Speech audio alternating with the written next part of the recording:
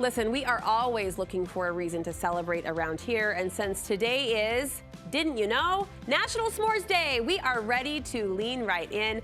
Khara Westergard joining me to celebrate this sweet holiday with her recipe for Grammy brownies. It's great to see you. Good to see you. There's so many little silly food holidays. A few years back, we decided we can't keep up with it, but National S'mores Day feels like it's worthy of a reverent celebration, a fun celebration. It does. It feels necessary this year too because everybody's rushing us into fall. Yes. At the stores. You know, we're not going to have summer. it. Khara is expanding our food vocabulary today. What is a Grammy?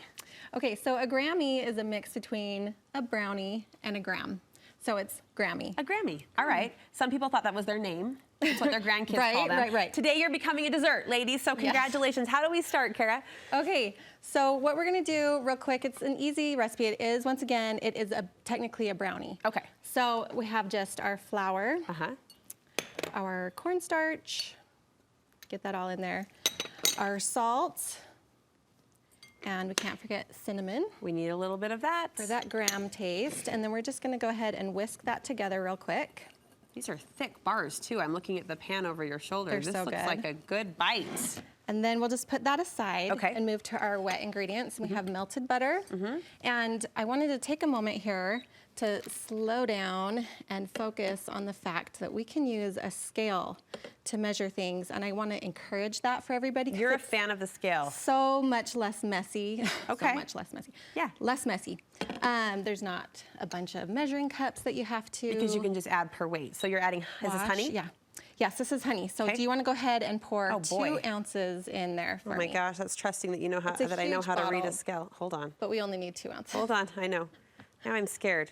Oh, you're doing good. And 2, right? Oh, sorry, that's 0.2. Keep going, keep going, keep going. Hold on, hold on. I don't use a scale. Oh, you're okay. So anyways, like I was saying, this would just make a measuring cup so messy and then you have so much to wash. Right, one less dish. Even with all of this. And to be honest, the scales are so cheap right now. They're like $13 at Costco. Oh, really? There we go, girl.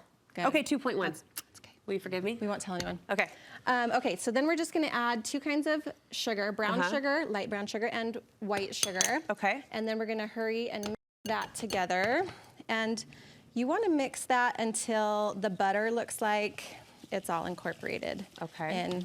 And I love and hate brown sugar because there's always like brown sugar lumps. Yes. But it's so worth it. So you work for it. Yeah. So if you have the time when you're not on TV, then you can get a spoon and just smash the big lumps until they're smooth. So that's good. And then we just need to add our eggs and vanilla.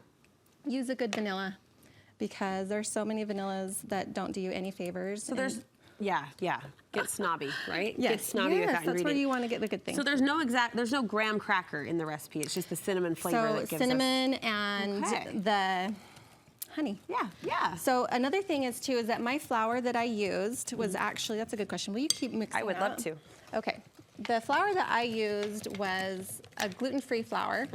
And you can do this with regular flour or gluten-free flour, but I actually am recommending gluten-free this time. Oh, really? Because gluten-free has a little more texture to it. Okay. Which usually isn't like a great thing for people who don't eat gluten-free, but it lends to the effect of the graham cracker. Oh, nice. The texture becomes part of the of palate the cell. experience. It sells it. All right, we pour this into our greased pan, and how long do we bake it for? So one thing I want to note real quick. Last time I was here with brownies, I told you to whip this until it was light and fluffy and had lots of air incorporated, and it is still a brownie. But this time we're getting our texture a little bit differently, so we're not going to whip it that much. So this is good. This is great.